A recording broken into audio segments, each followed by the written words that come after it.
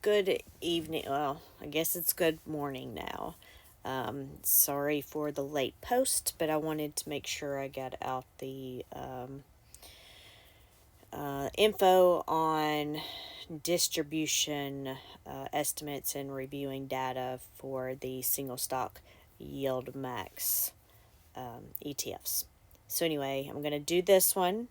Hopefully, I get through this quicker than normal and that it is sufficient for y'all since it is 2:30 in the morning. At this rate, I might not be going to sleep because if I do, I may not get up for work.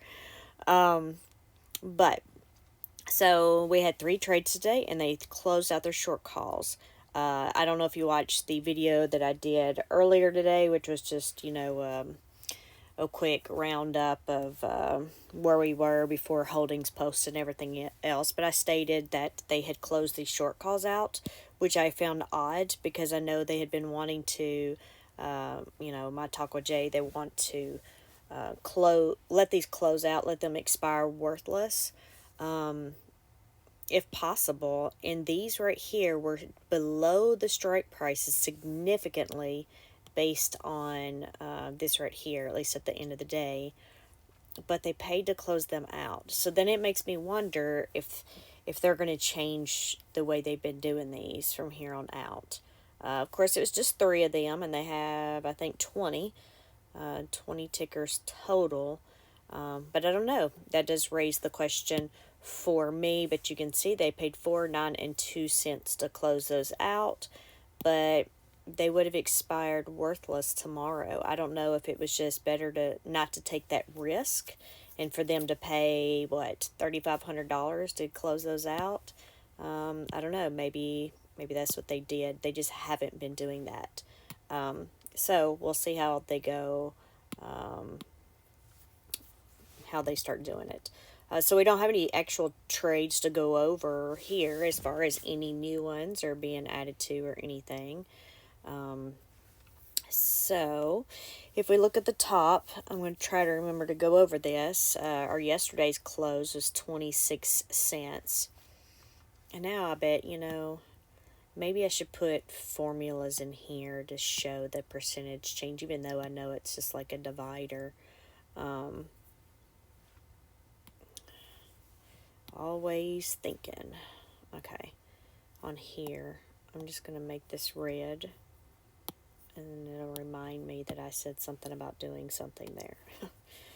Okay, so if we go back over here again, so since we just closed 3 of those short calls out, we're still going to hold the stocks on this end because they did not close them out. So you'll see some with the short calls and some without.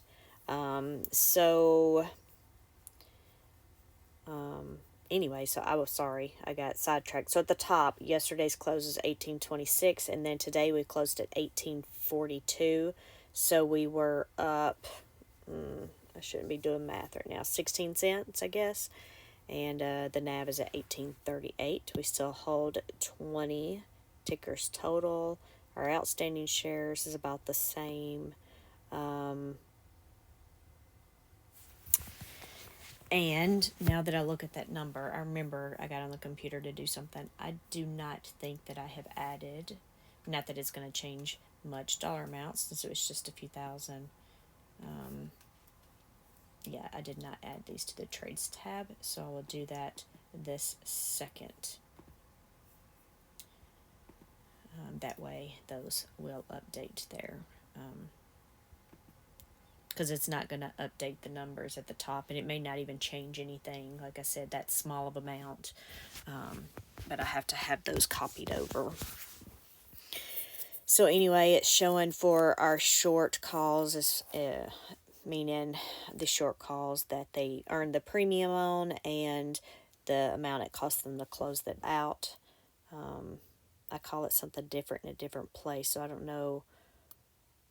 Oh, it's on the estimate stuff. I put all short call trades. That's what it says. And then I have one that says short call premium. So I don't know. I need to figure out something to put there though, so that's more clarifies more. But anyway, if we were just focusing on how much they earned overall in and out of the short calls, it would be 72 cents. But if we're looking at just the premium that they brought in, it'd be $1.35. So, maybe somewhere in between there. I know looking at least the single stock ETFs, I'm leaning, and from reading the prospectus and just some things that Jay said, I'm leaning more towards the premium that they actually pull in. But I don't know. I haven't done this. This will be my first one I've done with the data and estimates. So we'll see. And I'm talking about this one and the other one. But right now, that just gives you a price range or a range of where we could be looking at. Unlike, the single stock ones, we also do the estimate. We could do an estimate based on the IV. But in this case, we have IVs for lots of tickers, which I guess technically I could. Yeah, but I'm not doing that. So anyway, that's even more work than I think is needed. So anyway, so that goes across the stuff at the top, and I'm going to try to make it through these fairly quickly because I need to do the YieldMax single stock video, and there were lots and lots of trades today. So we have ARM. We still hold the stock there. Of course, we have 1.6 market value. The stock was down 2% today. ATXS Therapeutics Company still have a short call that expires next month. The strike price is $17.50, and we're currently 22% below that price, that strike price, and the stock was up 1% today. If we go to Clean Spark, this short call expires tomorrow. We have a strike price of $27, and we're currently 14% below that strike price. It looks like they went down 8 cents today from yesterday's close. Coin, they closed that out, so we still own the stock here, and Coin went down 4% today. Coin's issue was based over a lawsuit and some findings coming in from the second, stuff like that. But you can go look that up. I think I even did a screenshot of the article in my daily daily roundup earlier today. Then we have Carvana short call expires tomorrow. Strike price is $97. We're currently 7% below that one, and it went down 1% today.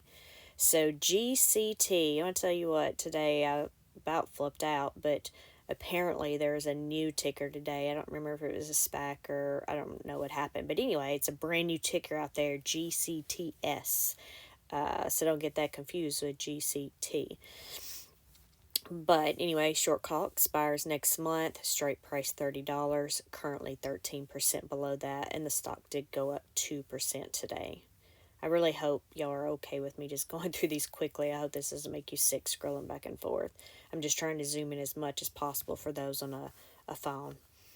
GameStop, we own the stock still. They closed out the short call. And then, of course, we've already discussed this. But if you haven't watched previous videos, they had earnings. And so they are currently 15% down because their earnings were bad. And they didn't have a conference call. And then this morning I heard somebody say they weren't going to have one. So I'm not sure what's going on there. And they didn't say anything about having forward guidance. Of course, all that stuff could be out now. So I don't know. I don't know where GameStop's going. I haven't looked that up. But yeah, it's not looking good. So Robinhood here, short call expires tomorrow. We are 1 cent over that $20 strike price. The stock did come up 4% today. Robinhood had news today about something about doing something. I don't know if it was referrals. I don't remember. I wasn't totally listening because honestly I was too busy. But something about getting an actual gold like credit/debit card thing made out of gold. But I don't know the in-depth of that. But y'all can go look that up if you want to know about it. But anyway, so their short call expires tomorrow. Oh, we already went through that, so we're good. So let's move on to Hut 8. Their short call expires tomorrow, $11 strike price, currently 10% below that strike price, and they dropped 2 cents today. Lab U, short call expires tomorrow, strike price 135. We are currently 2% below that, but this stock did come up 7% today, so roughly $8 or so there. Mara, short call expires tomorrow, strike price $24, currently 8% below that. They did actually come up today, that 8%, because you see yesterday they were 20.38, and now today they're 22. And then we have Mind Medicine. Short call doesn't expire until next month. The strike price is $11, and we're currently 14% below the strike price, and the stock dropped 4% today. MSOS, short call expires tomorrow with a strike price of $10, and we are currently 18 cents or 2% over our strike price. So you can see in the market value there, if we'd have closed it out at close today, it would cost $76,000 to close that. So you will see what happens tomorrow. The stock rose 8% today. MSTR, this expires tomorrow. Strike price 2100. We're currently 9% below that, almost $200. The stock did come up 2% today.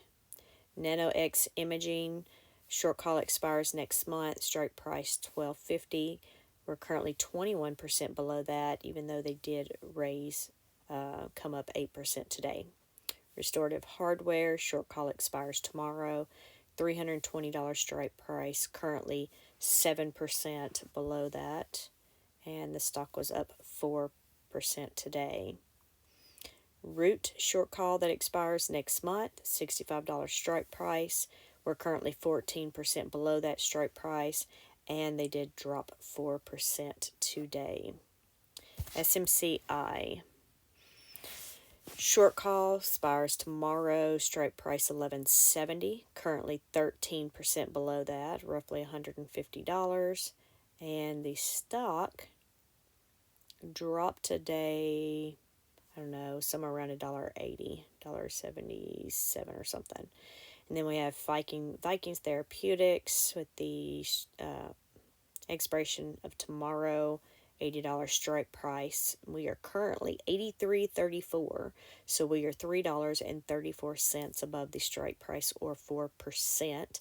The stock did come up 3% today. I guess that's one of the ones we were up yesterday. And then the last one here we have is Wayfair. Short call expires tomorrow, $68 strike price, in which we are 41 cents from. We're under 41 cents. They did come up 4% today, which is like almost $3. So I haven't even looked at the summary data, to be honest with you.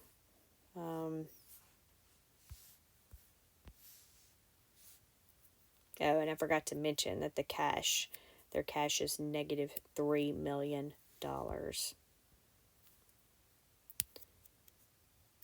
Yeah, and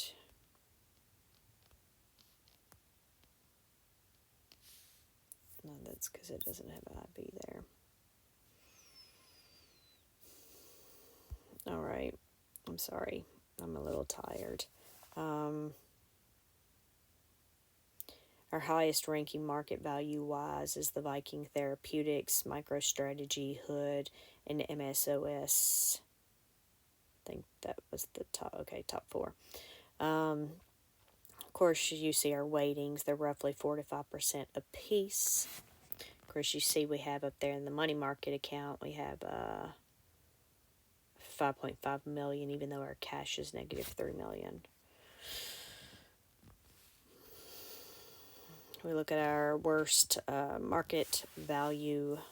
I say worst, the lowest is Mara and Hut at the 2.5%. And I don't think that was because they dropped. I don't think they were bought in at these same weightings. I could be wrong, but I don't remember right now. And I haven't thought to look that up, but I probably should, because I noticed when all the rest of these trades were coming in, most of them were between 1.6 and 1.8 million dollars. So IV ranking Clean Spark is number 1. Number 2 is MicroStrategy. 3 is HUT. So let's just say all of the higher ones are Bitcoin related, and their lower ones are Wayfair, which was new, ARM, and Robinhood. We're going to move over here just to let you see if you want to see the, I guess I have to zoom out, so I'm sorry. If you want to see where we're at for our weightings, of course this is by sector, but we have the industry on here too, so you can see that as well if you want to pause it or take a screenshot and look at that.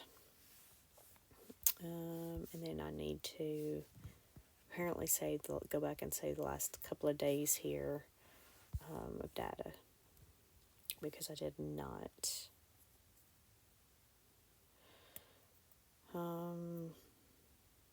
Yeah. I'm sorry, I will get that updated, and we'll have make sure this is the S&P. It's not. So I did the same thing on the other one. I copied the wrong formula. It's the NASDAQ formula or ticker in there and not the S&P. So I need to fix that. All right. I don't know. Hopefully this was beneficial. I know I've sort of gone through it really, really quick. There wasn't a lot of trades, though. Not a lot of changes or anything. But hopefully y'all got something out of this. If not, I'm sure you're watching the daily roundup by now, because you can see the trades on there if you're not wanting to look at the holdings and strike prices. But anyway, I'll let y'all go. Got another video to do. Bye.